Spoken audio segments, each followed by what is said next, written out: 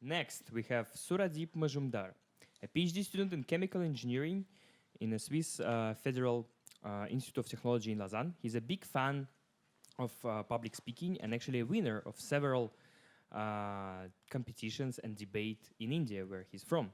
And by the way, he's the winner of the Lausanne FameLab semifinal, which happened just before coronavirus. He's a music lover who sings and plays guitar, and he says that communicating research to the society is extremely important because the research is actually done for the society. So he will talk to us today about chemistry of environmental matchmaking. Suradip Majumdar.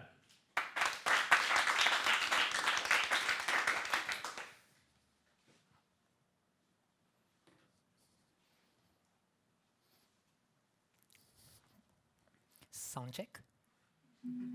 Okay, compulsory. 400 ppm, or parts per million, a number which is considered to be one of the most significant numbers of the 21st century. Remember the forest fires in Australia or the heat waves here in Europe? This number is the main reason behind it. So can anyone guess what I'm talking about? 400 ppm refers to the alarming concentration of this gas molecule called carbon dioxide, or CO2, in the atmosphere, the primary factor causing climate change. To protect our environment and ourselves, it's therefore important that we capture this CO2 and reduce its concentration in the atmosphere. And for that, we need a material which can effectively bind CO2 to its surface, like a sponge binds water. Or in other words, we need to find a partner that can safely hold CO2 in its arms. But finding a partner for CO2 is complicated, because you see, this CO2 is a very demanding molecule. It has a long list of qualities which it needs in its partner, like stability, capacity, etc., etc.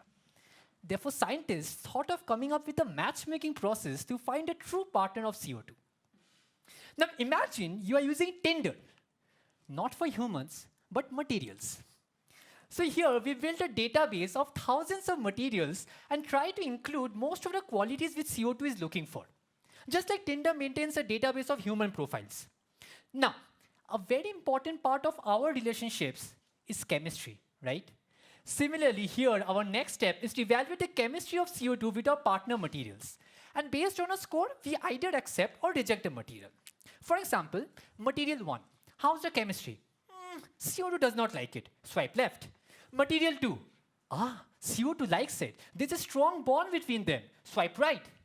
Material 3, wow, CO2 super likes it, swipe up. And in this way, we shortlist, say, the 5 most promising candidates out of thousands of possibilities. This entire matchmaking scenario we simulate or mimic using computational algorithms. And these simulations makes life a lot easier for experimentalists because they can now focus their experiments only on these few materials and forget about all the remaining thousands, thereby saving years of time and a huge amount of resources. I'm Shaurudeep, a researcher in this field, and I would like to leave you with this thought that perhaps matches are made in heaven, but maybe it's time that we make some matches here on earth to protect heaven and earth. Thank you.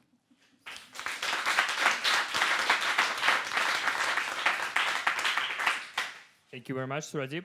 We open for questions.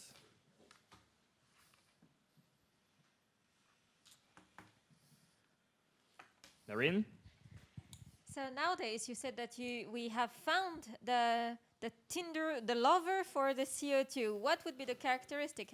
Like, is it a material? Is it another molecule? What is it? So it's like these materials are considered of a lot of atoms and molecules which constitute these materials. And each of these atoms in this material has some specific characteristic. Like so that it attracts CO2, it is stable enough to hold CO2, it is also selective towards CO2 and not the other gas molecules. For example, in a flue gas, if there is oxygen, NO2, SO2, it just ignores all of them. So that's why CO2 has some selective properties, and these materials need to be made very selective for them. Anna Katerina? What happens with the material then when it has bound to CO2 or vice versa? Like, Yeah. So Can it stay like yeah, this? yeah. So this is another very important characteristic which CO2 looks for, that is reusability of the material. So once the CO2 is bound to a material, we want this material to be used many number of times in industries for practical applications. So a material also needs to evoke the CO2 effectively. So we absorb the CO2 over here, and then once the CO2 is absorbed, we take the CO2 out of it, store it somewhere, or use it for some other works, and then put this material back again to use. If this material cannot leave this CO2, it keeps it attracted towards it, then again it's not a good material. So absorption and desorption, both. Susan? Yeah. With whom would you have to talk to implement your research findings, to put it into practice?